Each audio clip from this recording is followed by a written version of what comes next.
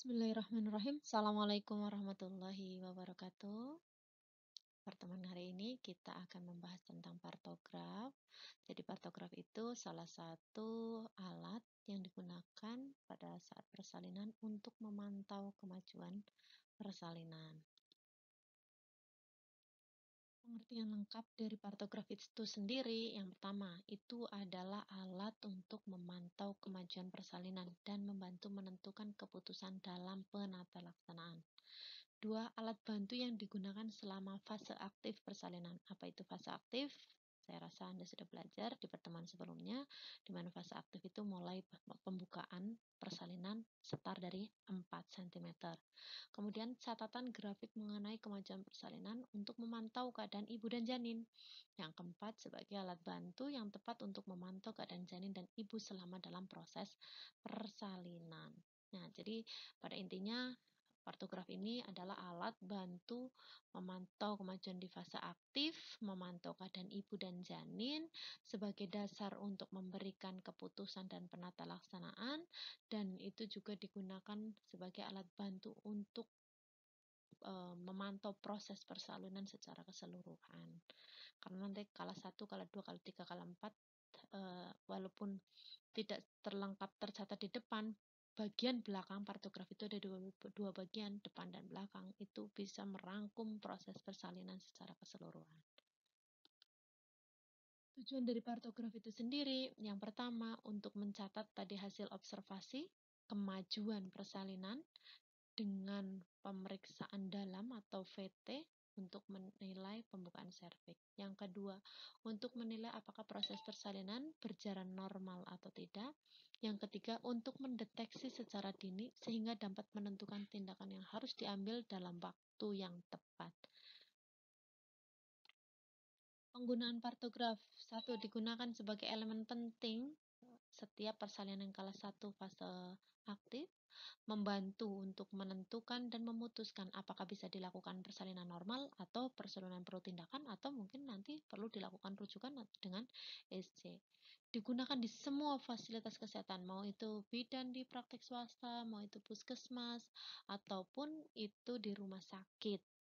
Baik fisiologis maupun patologis, pada dasarnya semua dapat menggunakan partograf, apalagi yang karena justru partograf inilah yang nantinya akan mengetahui, oh ini persalinan udah lama, ini persalinan udah patologis, ini udah kala 2 lama, oh ini persalinannya sudah memanjang. Itu diketahui dari partograf. Jadi mau nanti persalinan fisio, mau ini persalinan pato, tetap start di kala 1 fase aktif, ya sudah kita harus menggunakan partograf.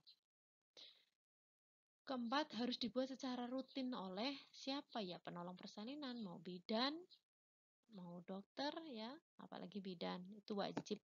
Itu salah satu instrumen dalam pemantauan persalinan atau dokumentasi dari persalinan. Perhatikan ini, bentuknya seperti kertas F4 ya, panjang, karena ini ditampilan di PowerPoint jadi kelihatannya malah dia landscape ya.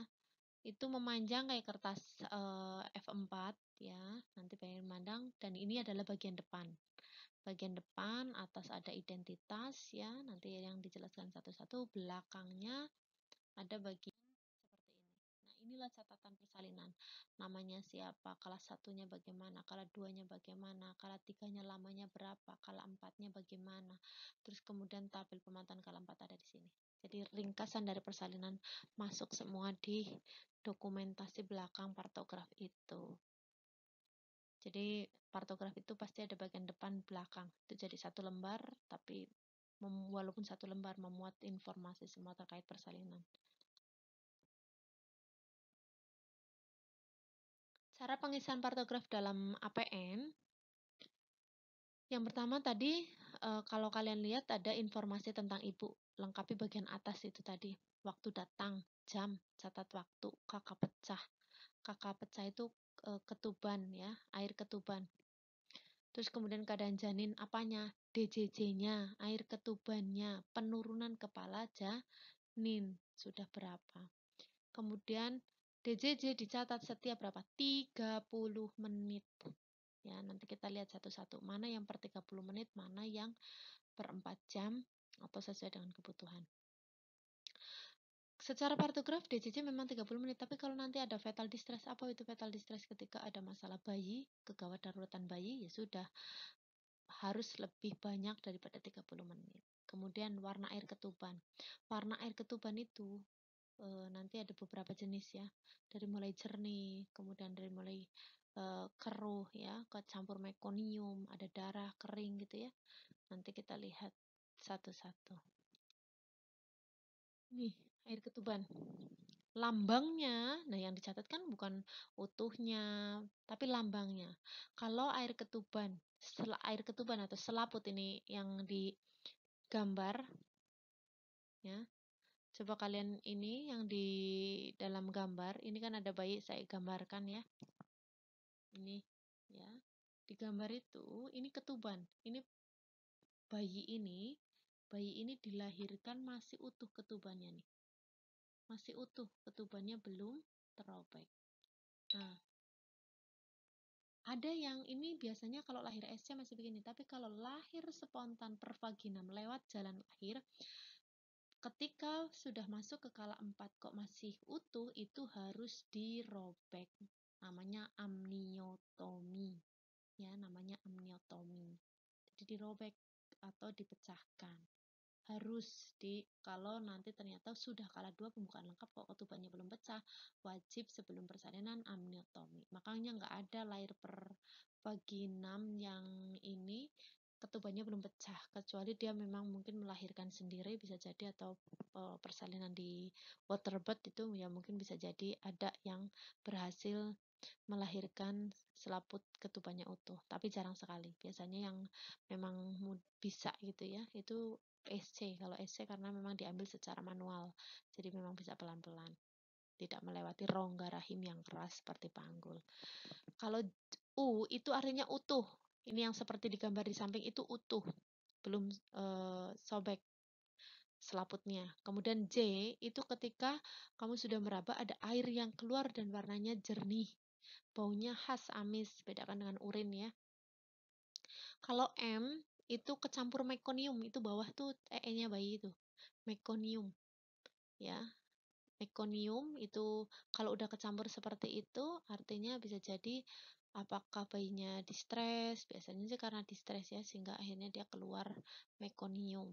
Mekonium jelas keluar dari anus ya, karena itu nya bayi yang masih bayi baru lahir belum mengkonsumsi apapun kecuali dari aliran plasenta disebut sebagai mekonium. Kemudian kalau D, ketuban sudah pecah bercampur darah, ada darahnya.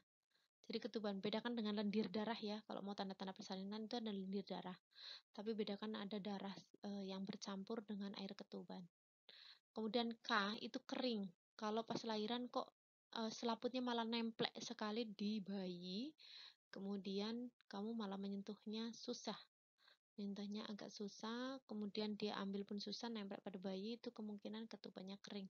Dan biasanya ini terjadi pada bayi-bayi serotinus. Apa itu serotinus? Bayi yang hamil lewat waktu lebih dari 40-42 minggu. Biasanya sih di atas 42 minggu. Ketubannya tuh biasanya keruh, kering ya. Tuh. Jadi nulisnya nanti lambangnya. Kalau di air ketuban utuh, jernih, mekonium, darah, kering. UJMDK ya. Sekarang molase. Apa itu molase? Kamu perhatikan molase. Ya, ini bagian kepala. Ini ubun-ubun besar. Yang segi 4 ini ubun-ubun besar ya. Ini ubun-ubun besar dan ini tuh ubun-ubun kecil. Ya. Kalau di bagian kepalamu, ubun-ubun besarmu ada di puncak kepalamu itu, di atas, bagian atas. Ya. Dan ini namanya sutura. Ini yang lurus nih. Nah, pada bayi, kalau kalian perhatikan bayi baru lahir, ini di bagian sini kalau lahir makan masih embut-embut, masih gerak, berdenyut ya. Ya, tuh karena apa? Tulangnya belum menyatu. Nah, begitu juga dengan tulang sutura yang tengah ini nih. Tulang sutura yang tengah ini, kalau lagi persalinan, dia itu bisa mendekat. Normalnya apa? Normalnya itu dia terpisah. Bukan berarti terpisah jauh ya, tetapi dia terpisah, masih ada garis yang memisahkan gitu. Ya. Itu kita tulis 0. Tetapi kalau dia bersejajar, bersentuhan bersentuhan, benar-benar sudah menyatu dia, itu kita kasih lambang 1 ya. Kalau nanti ternyata justru kita rabat tulangnya tumpang tindih, ini tulang kanan dan tulang kiri itu bertumpang tindih, tapi pas kita geser masih bisa melakukan dipisahkan, artinya itu kita tulis 2, yaitu tulang kepala janin saling tumpang tindih tapi masih dapat dipisahkan. Tetapi jika ada tulang kepala tumpang tindih, kenapa kok bisa tumpang tindih sih? Karena melewati kepala ini akan melewati rongga rahim. Ini akan melewati rongga rahim. Nah, kadangkala karena rongga rahimnya itu lebih kecil dari kepala, sehingga dia menyesuaikan. Apa yang dipaksa menyesuaikan ya? Yang tulang-tulangnya masih belum mengeras ya. Salah satunya ini bagian-bagian tengah-tengahnya ini dia mengecil untuk memberikan ruang agar kepala bisa keluar. Nah, pada kasus kalau sudah ditulis 3 ini artinya kepala janin tumpang tindih tapi sudah tidak dapat dipisahkan. Ya, ketika digeser belahan dengan tangan mungkin sudah tidak dapat dipisahkan, itu artinya kita tulis 3. Jadi pada molase lambangnya ada 0, 1, 2, dan 3. 0 jika dia masih terpisah, 1 jika dia bersentuhan atau berhimpitan, 2 jika tumpang tindih tapi masih dapat dipisahkan, 3 tumpang tindih tidak dapat dipisahkan. Oke, ya, lanjut. Nah, kemajuan persalinan itu dicatat dalam lajur kedua dalam partograf. Nah, pembukaan serviks, ingat ya, pakai partograf, masuk ke partograf bagian depan itu kalau sudah infartu kala 1 fase aktif. Kapan dikatakan fase aktif? Yaitu persalinan pembukaan 4 cm. Nah, ketika nanti ada pasien datang pembukaan 6, ya udah masuk partograf. Pasien datang pembukaannya 4, sudah masuk partograf. Pasien datang pembukaannya 3, berarti belum kita masukkan partograf, tapi kita punya lembar pemantauan terpisah dari partograf untuk memantau kemajuan kala 1 fase laten, pakai tabel pemantauan namanya. Tapi ketika nanti pas perkembangan kita cek 2 jam kemudian, oh ternyata 4 jam kemudian ternyata dia udah pembukaan 7, otomatis masuk partograf. Jadi kalau masuk partograf 4, 5, 6, 7, 8, 9, 10 masuk ke dalam partograf karena memang setar dimulai kala 1 fase aktif. Nah, cara menandai dia sudah masuk fase aktif pakai apa? Pakai tanda silang. Nih, pakai tanda silang. Kemudian katit tanda silang. Nah, nanti kalau udah selesai sampai pembukaan lengkap, silang ini harus kita hubungkan. Jadi antara misalkan ini silang di jam berapa, kemudian ini kan ada garis ya. Ada garis seperti ini, kemudian di sini nanti jam 3 jam kemudian dia pembukaan lengkap boleh. Nah, ini kita harus bikin garis penyatu. Nah, gitu. Atau nanti dia sesuai dengan waktu teorinya. Pembukaan lengkapnya ada di sini. Ya, kita tetap walaupun pas di garisnya tetap kita harus mempertebal garisnya. Diulang garis ini. Ya. Tuh. Nah, kalau ini bagus kalau dia pembukaannya lebih cepat bagus. Ini artinya perkembangannya cepat. Tapi kalau dia sampai setarnya di sini dia bergeraknya malah ke sana, ini artinya ada keterlambatan. Dia sudah harus segera bertindak. Jadi diperhatikan nanti ya ketika kalian membantu tulang persalinan. Nah, yang di bawah ini penurunan terbawah janin, namanya perlimaan. Nah, kalau perlimaan itu kasih tandanya kepala, lambang kepala 0 atau seperti huruf O atau 0 ya. Lambang kepala, dimana di situ ditulis misalnya 3/5 berarti diluruskan garis 3. Nanti kita akan lihat. Ini pun sama, nanti kalau udah selesai kamu harus sambungkan dengan garis, itu baru terbaca nilai benar. Jadi kalau kamu ngerjain partograf tetapi tidak ada garis yang menghubungkan antara pembukaan satu dengan pembukaan lainnya, itu artinya belum dianggap sempurna dalam pengerjaan partograf. Kemudian ini perhatikan penurunan kepala. Jadi kalau ada orang bilang 5/5, meriksa 5/5 gimana? Nanti ketika kalian memeriksa leopard. Jadi pas meriksa leopard kok kepalanya belum ada yang masuk ke bagian panggul. Kalian bisa membayangkan pegang panggul kalian. Nanti kalau bagian kepalanya masih belum ada yang masuk panggul, itu berarti namanya 5/5. Tapi kalau ada satu bagian masuk, sedikit sekali masuk di puncak kepalanya misalkan, itu 4/5. Nah, nanti yang kita lingkari di angka 4.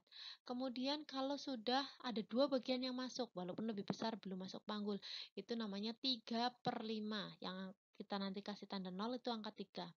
Atau nanti sudah 3 bagian tuh masuk ke dalam rongga panggul, berarti kita nulisnya 2/5, ada 2 bagian yang masih di atas. Kemudian 1/5 artinya 4 bagian sudah masuk pintu atas panggul, dan ini biasanya terjadi pada kala 2 itu. Kala 1 kadang sudah masuk seperti ini, mau pembukaan lengkap biasanya sudah seperti ini. Sampai akhirnya nanti kala 5 itu biasanya, kala 5, 0/5 itu biasanya 5 bagiannya sudah masuk pintu atas panggul, dan ini biasanya udah kala 2, udah memang kepalanya sudah hampir keluar. Ya, sudah keluar sebagian ya, sehingga dia sudah 0/5. Sudah kelihatan rambutnya, bagian kepalanya itu udah 0/5. Jadi kalau udah dilihat pembukaan vulvanya, di depan vulva itu sudah nampak rambut, kelihatan rambut kepala bayinya, itu biasanya sudah disebut sebagai 0/5. Ya, namanya sudah ada di dasar panggul. Tuh. Nah, ada namanya garis waspada dan garis bertindak. Ini ada garis waspada itu dimulai pada pembukaan serviks. Artinya persalinan itu tetap kita harus bertindak selalu waspada karena persalinan itu semuanya berisiko, ya. Semuanya unik, ada risikonya masing-masing. Dan berakhir pada titik di mana pembukaan 1 cm per jam. Kalau pada primipara itu 1 cm per jam. Jadi kalau misalnya jam 2 pembukaannya 4 cm, harusnya 2, 2, 3, 4, 5, 6, 7, 8, sampai jam 8 itu harusnya sudah pembukaan 10. Ya, ya, dari sampai jam 8 pembukaan 10. Nah, ini kalau lebih dari itu nanti akhirnya dia namanya melewati garis waspada disebutnya. Ya. Ada garis waspada, ada garis bertindak. Nanti coba diperhatikan gambar yang saya contohkan. Silahkan nanti kalau ada yang tidak dipahami, kalian bisa tanyakan. Jika pembukaan mengarah ke sebelah kanan garis waspada, pembukaannya artinya kurang dari sentimeter per jam, maka harus dipertimbangkan adanya penyulit. Pertimbangkan dirujuk ke vaskes primer atau diakhiri persalinan dengan FKTL atau mungkin bisa dipacu, mungkin bisa dilakukan tindakan, bahkan mungkin bisa dilakukan dengan seksi sesarias. Garis bertindak setara sejajar garis waspada. Jika pembukaan sektor berada di sebelah kanan garis bertindak, maka persalinan harus diakhiri.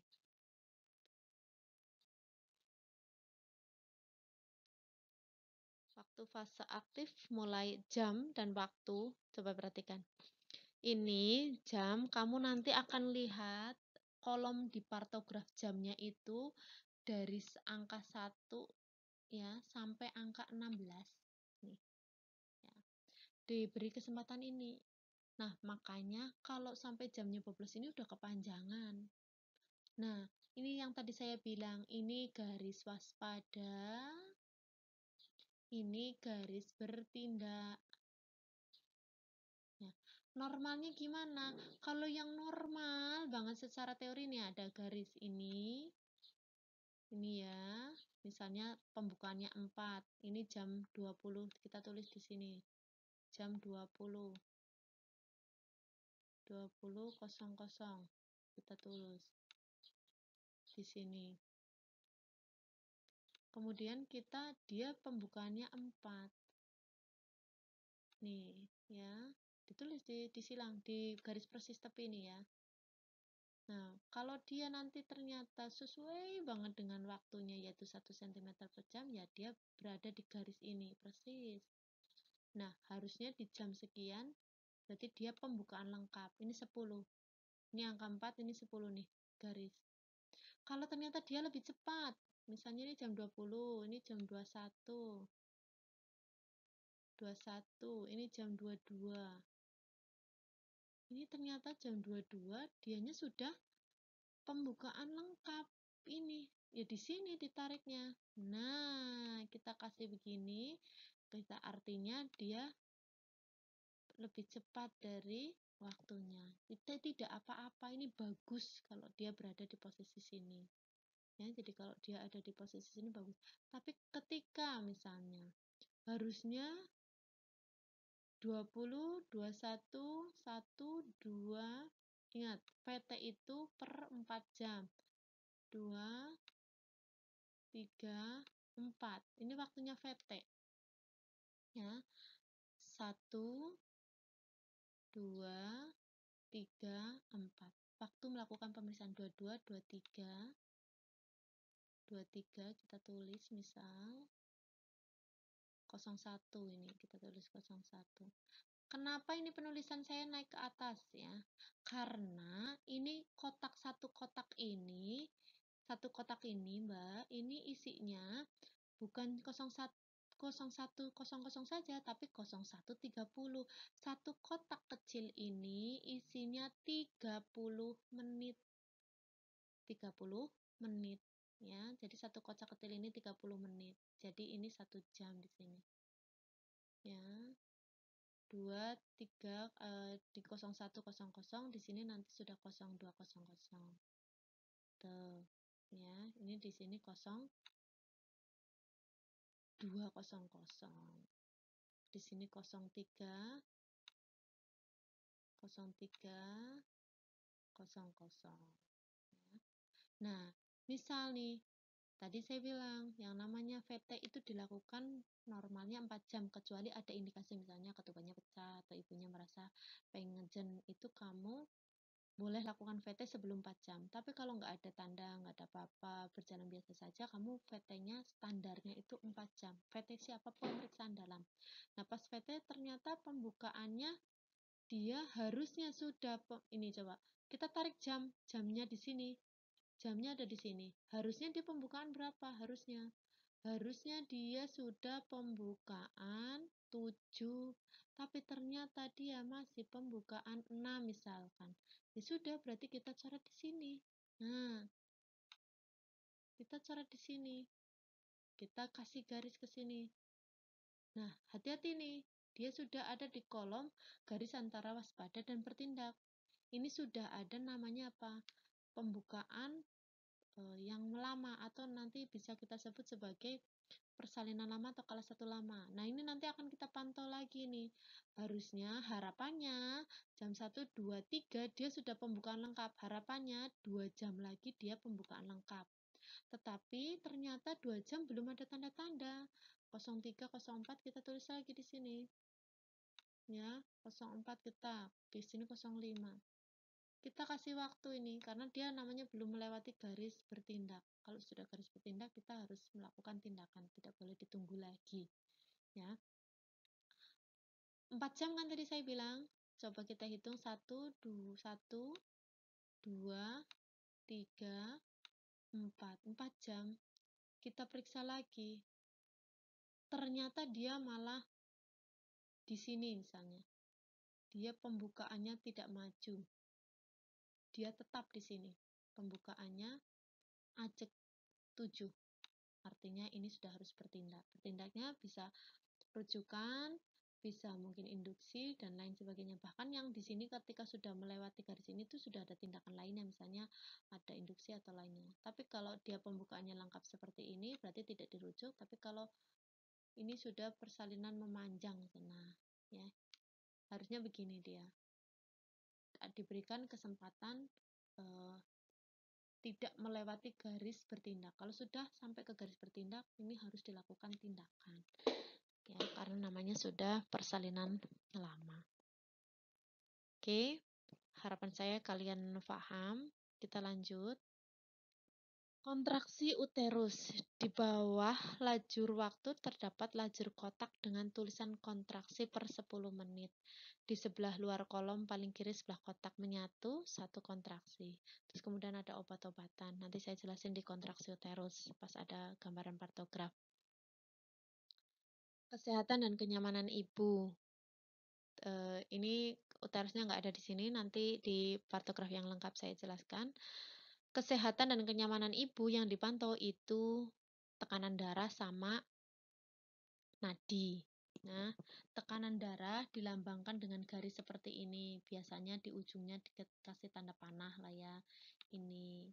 Sedangkan kalau nadi itu titik-titik, titik 30 menit titik. Misalnya nih nadinya di jam segini ini 90, terus kemudian 90 turun jadi 80, 80 statis, 80. Ini habis itu kita garis. Nah, untuk bisa dihitung menjadi nilai sempurna ini harus ada garisnya. Kalau belum digaris artinya nilainya belum sempurna. Dan sedangkan di bawahnya ini suhunya. Suhunya dimasukkan di sini. Ingat, ada di kanan garis ini. Kalau ada garis ini, ada jamnya berarti di sini. Di atas itu nanti harus sejajar jam. Di kanan garis ngisinya.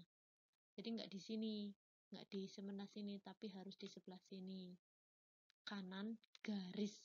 Nah, ini harus diingat-ingat kanan garis. Nah, saya kasih contoh pengerjaannya.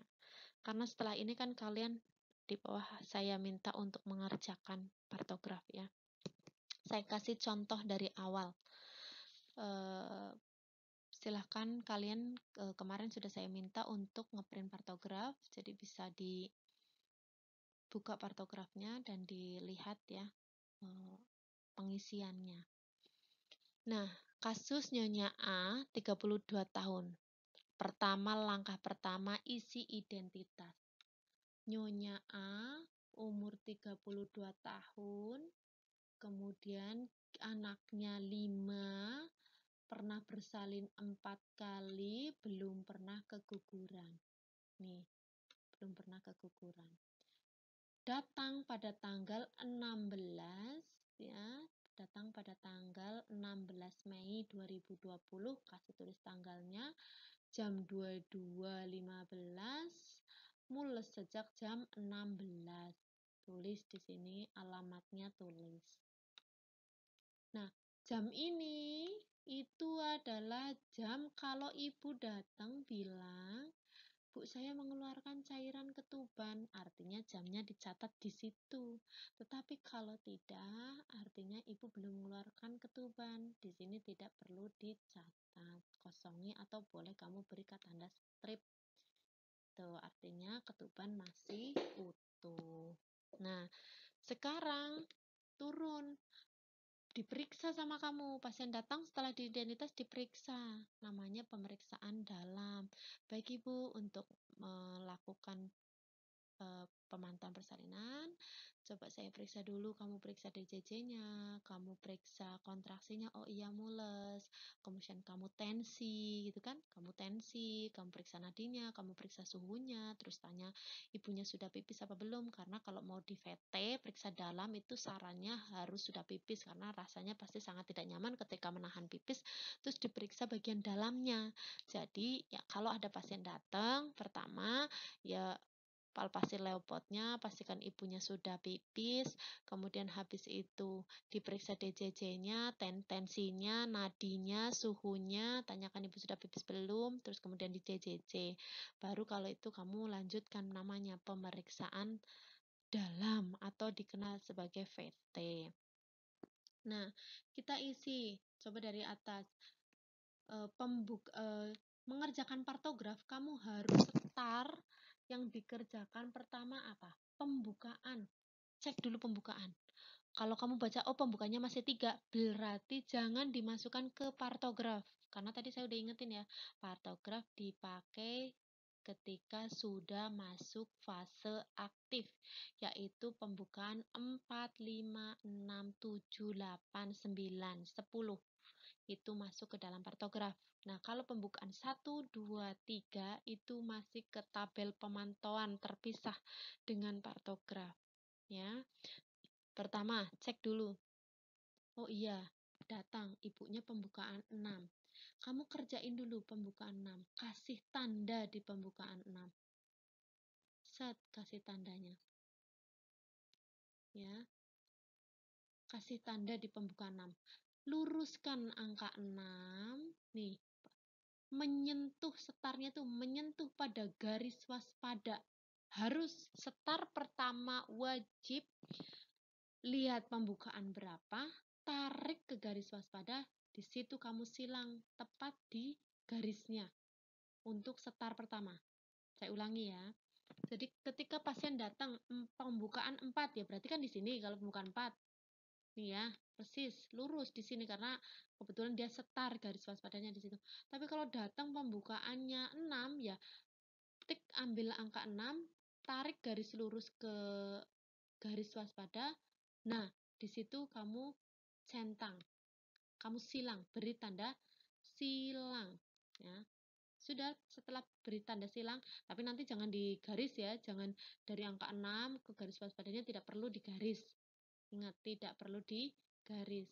Jadi jangan digaris ketika nanti hanya cukup disilang.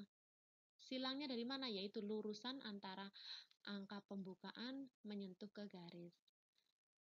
Kalau udah ini, pembukaan dulu, tulis dulu jamnya kamu di sini. Ya, tulis dulu jamnya. Setar pertama kali datang tadi dia jam berapa? Jam 22.15 dia pertama kali datang, tulis jamnya. Habis itu perhatikan, partograf harus begini. Ini jamnya ada di garis ini. Kamu semuanya ada di kanan garis. Menulis ketuban di kanan garis, ya. Setar DJJ di kanan garis. Ini setar DJJ di kanan garis. Kemudian setar ini ada di kanan garis. Nanti ini juga ada di kanan garis. Suhu ada di kanan garis. Ngisi semuanya ada di kanan garis. Ya. Jadi nulis jamnya harus lurus dengan pembukaan yang start kamu pertama. Pertama tadi start dari nulis pembukaan. Habis itu kamu baru lengkapi. Jamnya lengkapi saja. Tulis saja. Nah, ini nulisnya per jam, 1 jam. Kalau kamu mau nulisnya telaten, artinya per 30 menit, jadi 22.15. Tapi di sampingnya ini memanjang ke atas, karena nggak muat kalau kayak gini. Ini kan jadinya cuma nulis 1 jam begini. 22.15, 22.45, terus di sini ada 23.15, 23.45, jam 1.15, jam, karena tadi saya udah jelasin ya, satu kotak ini adalah 30 menit. Satu kotak ini itu 30 menit. Tadi saya udah bilang, satu kotak ini 30 menit. Ya, jadi kalau ini tulisnya agak kecil-kecil, memanjang boleh, yang penting muat untuk menulis tadi per 30 menit. Tapi kalau tidak berarti penulisannya per jam seperti ini. Kemudian setelah nulis pembukaan, kamu lihat lengkap dulu data yang pertama. Data pertama itu data yang ini nih. Data yang pas VT pertama. Ini namanya data pertama. Ini lengkapi dulu di dalam partograf sebagai data pertama. Pembukaannya segini, kemudian lihat di situ ada penurunan kepala. Ini tadi saya bilang penurunan kepala 3/5. Sama, ini angka 3, diluruskan kemana? Diluruskan tadi garis pembukaan. Nah, jamnya diluruskan dengan sesuai jam. Nah, di sini kasih lingkaran. Kasih lingkaran pembukaan lambang kepala. Tadi lambang kepala itu bulat. Ya, udah dapat kepala ketuban utuh. Tulis nih di sini. Tulis di sini. Lambang apa? Utuh. Kamu tadi lambang U berarti.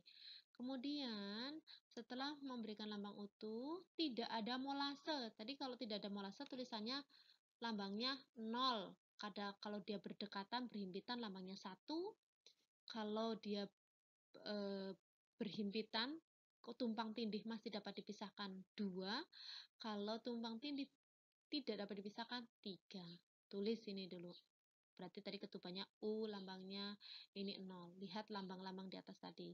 Utuh, jernih, kalau sudah pecah jernih apakah atau mungkin mekonium atau malahan darah atau kering ya, itu lambangnya tadi ada K, ada D, ada jernih, ada utuh ya. Tuh, tuliskan lambangnya. Kemudian lihat tidak ada bagian menumbung, DJJ-nya 135. 135. Ya udah tinggal dititikin. Ini ada angka 130 di sini. Terus kemudian satu kotaknya ternyata 10, 130. Berarti di tengah-tengahnya kamu kasih tanda titik. Pokoknya semuanya kasih tanda titik dulu. Ini kasih tanda titik. Terus ke bawah. Setelah itu his-nya 3 kali durasi 30 detik. Perhatikan ini. Durasi, ini lambangnya. Untuk kontraksi ya. Jadi kalau masih di bawah 20 dia masih titik-titik lebih tidak rapat ya. Kemudian kalau sudah 20 sampai 40 itu kayak arsir seperti yang digambar di samping. Kemudian kalau sudah di atas 40 detik itu berarti sudah blok, sudah hitam warnanya. Apa sih lamanya 40 detik? Ketika nanti ada mules, kamu pegang perutnya. Nah, itu mules itu sampai dia kencang puncak mules sampai akhirnya hilangnya mules itu berapa lama? Nah, itu yang dimaksud dengan lama kontraksi. Dihitung selama berapa? 10 menit. Pas 10 menit itu datang mulesnya berapa kali. Terus pas mules lamanya berapa lama sampai nyerinya hilang gitu. Itu namanya lamanya. Kalau 3 kali tadi ini diarsir. Nah, ini sudah diarsir ya. Ini sudah diarsir, arsir karena laman kenapa pilih arsir? Karena lamanya 30 detik. Berarti masuk ke kolom 2 ini yang arsir. Kemudian tekanan darahnya berapa itu? 110 per 70. Tulis 110 kasih tuh per 70. Kita kasih garis ya. Boleh bawahnya dikasih seperti ini boleh. Kayak tanda panah gini loh. Nah, untuk menunjukkan apa namanya? Arahnya dari sini ke sini ya. Boleh dikasih tanda panah. Kemudian suhunya 36,7, dia pipis 100 cc. Setar awal sudah benar, maka tinggal masukkan lambang pemantauan satu-satu.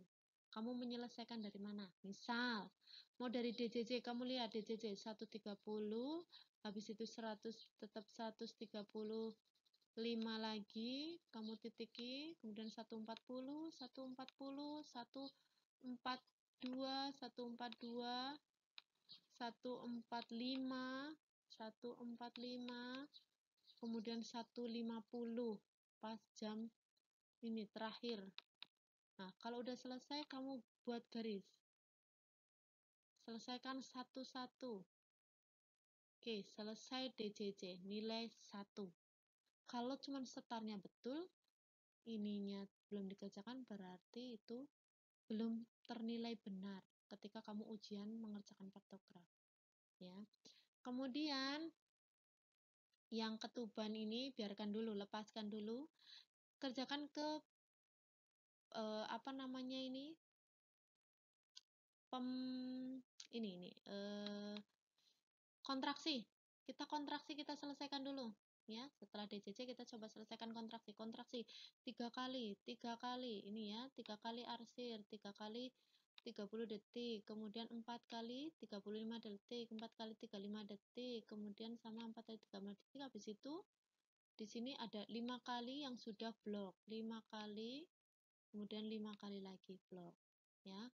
Selesai dikerjakan, nilai lengkap sempurna kalau sudah dikerjakan. Dah, ini berarti tadi yang sudah selesai adalah pengerjaan kontraksi, pengerjaan DJJ. Kemudian nadinya ibu, nadinya 78, 78 kita kerjain ya. Oh, ini harusnya 78, 78 semua ini. 78, ini saya ada gelombangnya. Kita koreksi ya, ini 78, kita sekitar ada 78 di sini. Kita 78 di bawahnya, ini lurus. ya. Ini apa namanya, soal di sampingnya harusnya disesuaikan ini 78.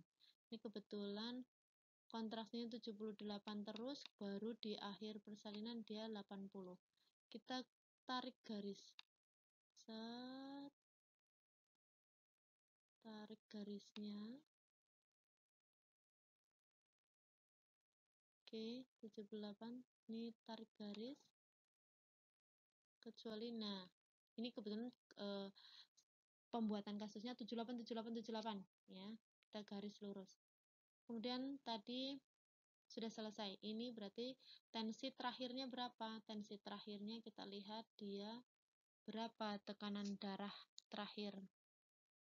Oh, ini tidak ada pemeriksaan tekanan darah ya.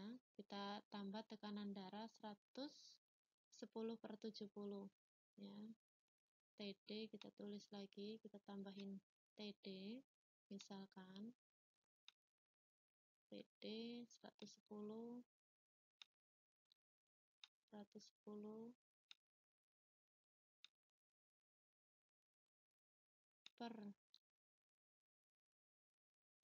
70, atau boleh mau per 60 juga boleh lah ya, per 70 misal. Oke, nah ini kita tinggal bikin garis. Set, lihat, kita sudah selesai ya. Ini berarti nilai sudah sempurna. Kalau ternyata nanti tidak ada informasi tensi, berarti ini nggak usah diisi, yang sebelah ini nggak usah diisi. Dah selesai. Kalau ini lihat urinnya, ada pembuangan urin lagi nggak? Kalau nggak ada berarti ini sudah selesai. Ini juga sudah selesai. Kalau dia tidak ada pipis kembali atau tidak ada pemeriksaan suhu kembali, berarti ini sudah selesai. Berapa poin yang sudah selesai? 1, 2, 3, 4, 5 ya. Nah, sekarang lihat pembuka VT-nya. Dia melakukan VT pas jam 3.15. Berapa jam sih baru? 21 baru berapa jam ini coba? 22, 1, ini 1, 2, 3, 4 ya. 4 jam melakukan VT. Jam 3.15.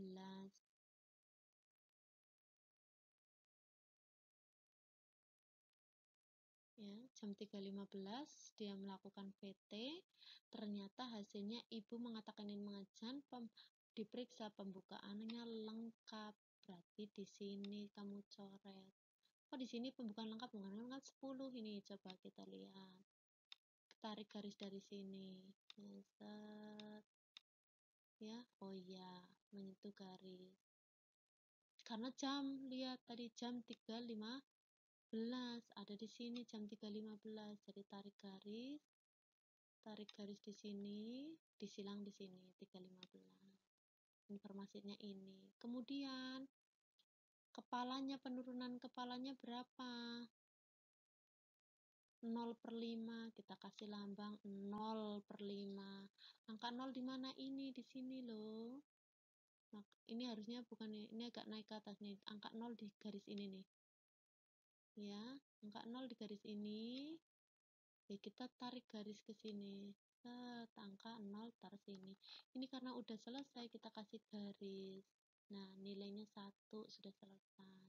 Ini kasih garis pertemuan antara silangan pembukaan pertama dengan kemajuannya. Kasih garis ya, garis lurus. Ini berarti sudah selesai. Ketubannya apa pas VT yang kedua? Jernih, kita ternyata pecah, berarti nanti tidak perlu memecahkan manual. Penyusupannya bagaimana? Oh, tidak ada penyusupan, berarti lambangnya masih tetap 0. Ini berarti sudah selesai. Ini juga sudah selesai. Ya, artinya ini pembukaannya benar-benar sesuai dengan teori. Setelah itu nanti kebetulan alhamdulillah jam 03.30 bayi lahir menangis spontan. Ini ditulis di sini ya, bayi lahir menangis spontan, tanggal berapa, jam berapa, jenis kelamin usia apa, laki-laki atau perempuan, berat badan berapa, agar skornya berapa itu masukkan di sini, wajib ya. Ini diisi di sini. Sudah selesai mengisi bagian depan, kemudian tinggal melengkapi bagian belakang. Melengkapi bagian belakang ya tadi, kalau satu berapa lama, kalau dua berapa lama, kalau tiga ada berapa jam gitu ya. Kesimpulan-kesimpulan yang tidak bisa dituliskan di depan, di bagian depan, bisa dinarasikan di bagian belakang, tapi narasi ringkas atau tulisan singkat. Ya, itu yang bisa saya jelaskan terkait partograf. Ya, silakan nanti kalau Anda tidak paham bisa didiskusikan. Nah, ini setelah ini ada latihan kasus ya. Dan di samping ada partograf. Nanti silahkan kalian kerjakan dulu partografnya. Kemudian saya sudah sediakan kantong uploadnya. Kalian upload partografnya di situ kalau sudah dikerjakan. Ya. Setelah upload, kita coba nanti kita kerjakan bareng-bareng atau kita koreksi bareng-bareng bagaimana hasil pengerjaanmu. Ya, jadi di akhir pembelajaran ini saya harap Anda bisa mengerjakan ini sehingga kalau kalian bisa mengerjakan ini harusnya bisa mengerjakan di pertemuan 8 sebagai tugas partograf. Karena saya tidak bisa mengevaluasi secara langsung, besar harapan saya Anda bisa mengulang-ulang tadi saat saya menjelaskan partograf biar kalian bisa mengisi partograf ini. Ikuti panduan pengisian partografnya. Kalau memang dianggap kurang jelas, kalian bisa browsing dari video yang lainnya biar lebih paham lagi. Oke, itu saja dari saya. Kurang lebihnya saya mohon maaf. Wabillahi taufiq wal hidayah. Wassalamualaikum warahmatullahi wabarakatuh. Terima kasih untuk perhatiannya.